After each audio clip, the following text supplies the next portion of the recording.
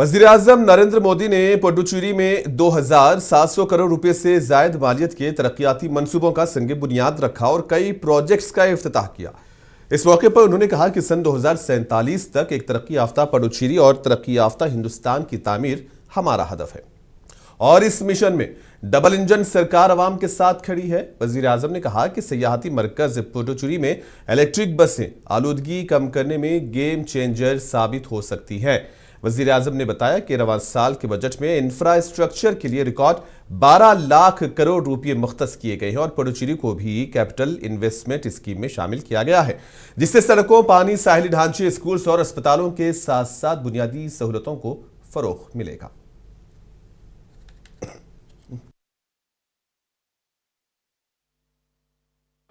In this year's budget, we have set aside a record 12 lakh crore rupees for building infrastructure.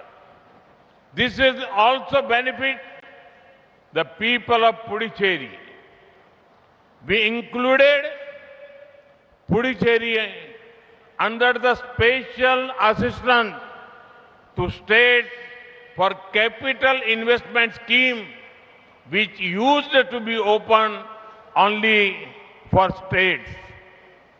More funding for infrastructure means better roads, water supply, coastal infrastructure, schools, hospitals. Barrister Owaisi ने Iran के supreme leader Ayatollah Ali खामनई के कत्ल पर शदीद रद्द अमल का इजहार किया। ओवैसी ने इल्जाम आयद किया कि अमेरिका के सदर डोनाल्ड ट्रंप और इस्राएली वज़ीर-ए-आज़म बेंजामिन नेतन्याहू ने रमजान के मुकद्दस महीने में ईरान पर मुश्तरका हमला किया। इन्होंने इस कार्रवाई को गैर अखलाकी और गैर कानूनी करार दिया है और कहा है कि इस हमले में 200 से ज्यादा अफराद हलाक हुए हैं। ओवैसी ने कहा कि अगर जेनीवा मुआहदे पर अमल किया जाता तो ये सूरत हाल पैदा ना होती। उन्होंने शिया बरादरी से ताज़ियत का इजहार करते हुए जंग के फौरी खात्मे का मुतालबा किया और उम्मीद जाहिर की है कि मरकजी हुकूमत भी इस वाक़ये की मज़म्मत करेगी और खित्ते में अमन के क़याम के लिए मुअस्सर किरदार अदा करेगी। रमज़ान के मुबारक महीने में जहां पर पूरी दुनिया के मुसलमान रमज़ान में रोज़ा रखते हैं, इबादत करते हैं रातों में, ऐसे मुबारक महीने में उन्होंने मिलकर ईरान पर हमला किया है और ये भी नहीं समझा कि मुबारक महीना रमज़ान का है। मगर खैर, वो तो इंसानियत को नहीं मानने वाले हैं बेंजामिन नेतन्याहू, और जो हमला हुआ ईरान के ऊपर हम उसकी मजम्मत करते हैं।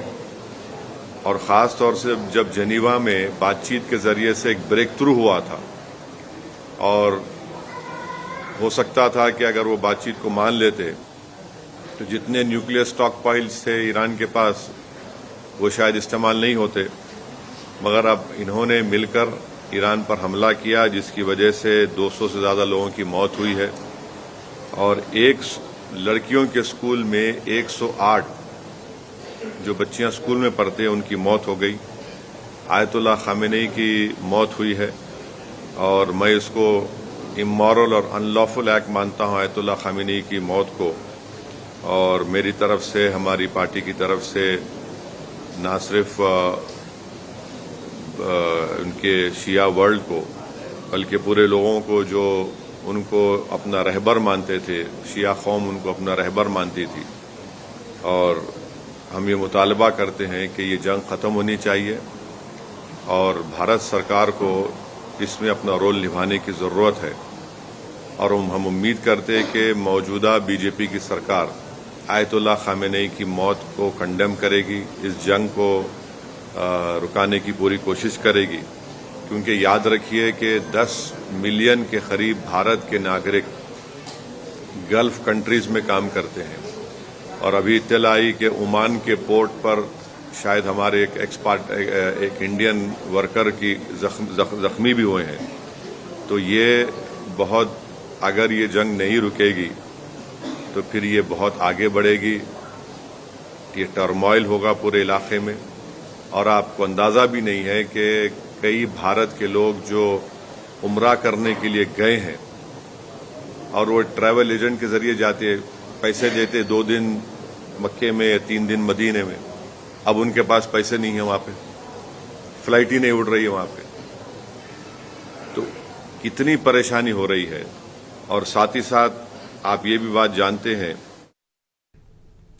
ईरान के सुप्रीम लीडर आयतुल्लाह अली खामनाई की हलाकत के बाद सारे आलम में, शिया बरादरी में और तमाम उन मुस्लिम कंट्रीज में शोक की लहर दौड़ी हुई है कि जो कुछ हादसा जो पेश आया है, जहां ईरान के सुप्रीम लीडर आयतुल्लाह अली खामनाई की हलाकत की खबर जैसे ही मंजर आम पर आती है, कई आंखों से आंसू रवा हो जाते हैं और लोग गम में डूब जाते हैं। और ऐसे में ईरान की सियासत पर इसके क्या कुछ असरात मरतब होने वाले हैं, क्या कुछ हो सकता है, इस पर कुछ बात करेंगे। इस वक्त हमारे साथ हमारे नुमाइंदे खुर्शीद रब्बानी इस वक्त जुड़ चुके हैं।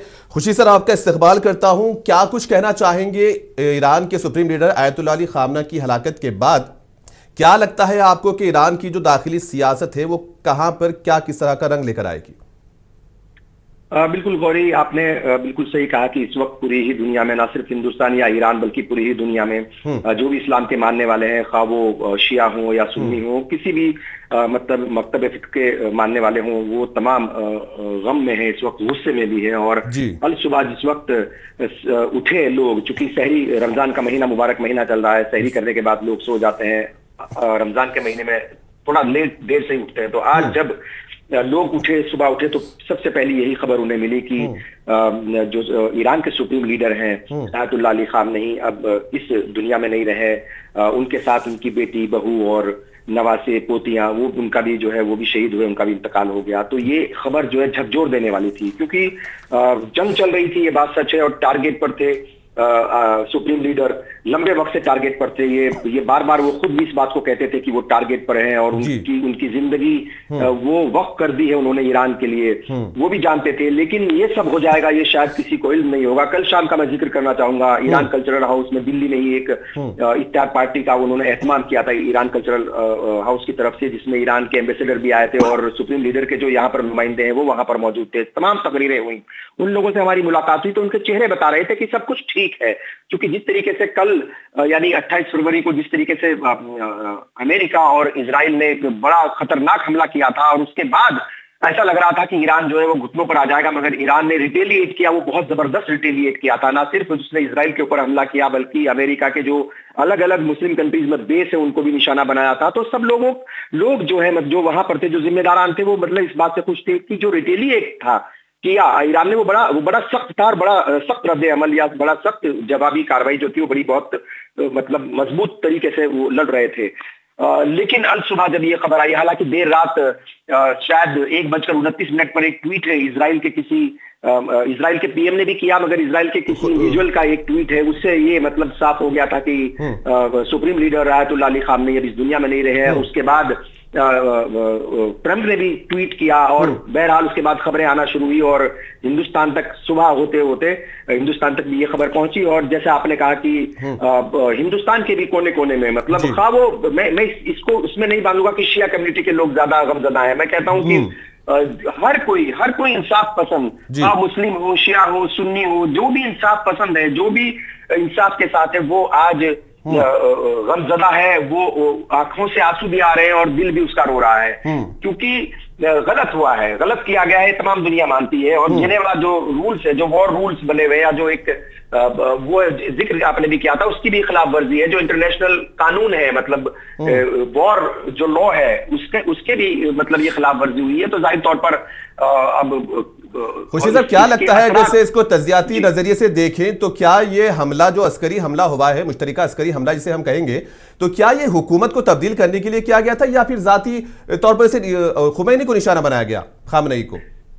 देखिए, एक बात को समझना बेहद जरूरी है कि खामनेई कोई अपने आप में कोई इंडिविजुअल नहीं थे, वो एक आइडियोलॉजी थे। वो ईरान की, नो डाउट ईरान के सुप्रीम लीडर थे, और ईरान की लीडरशिप उनके पास थी, लेकिन वो एक आइडियोलॉजी भी थे, वो एक ताकत थे, और उस ताकत से ही एक खौफ था, वो ताकत चुभ रही थी। साफ तौर पर सबको पता है, सारी दुनिया जानती है, खुद इजराइल बोल चुका है कई बार, अमेरिका के राष्ट्रपति बोल चुके हैं कि टारगेट पर है खामनेई।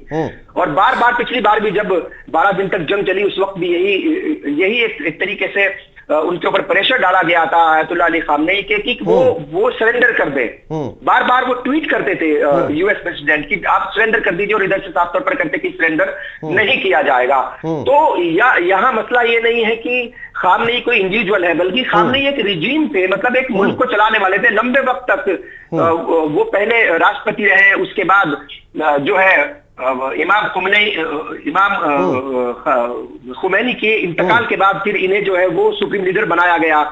तो एक लंबे अरसे तक, अब तक के सबसे ज्यादा अगर कहा जाए तो लंबे वक्त तक ये सुप्रीम लीडर वहां रहे और मुल्क को अपने हिसाब से चला रहे थे। बहुत सारे लोग तनकीद करते हैं, वो तमाम बातें अपनी जगह है, लेकिन अपने मुल्क के लिए आखिरी सांस तक वो खड़े थे। और जहां तक अमेरिका और इजराइल का सवाल है, वो सिर्फ खामनेई के को टारगेट ही नहीं कर रहे थे, बल्कि रिजीम चेंज करने का वो खुल्लम खुल्ला इस बात को कह रहे हैं कि वो रिजीम चेंज करना ही है।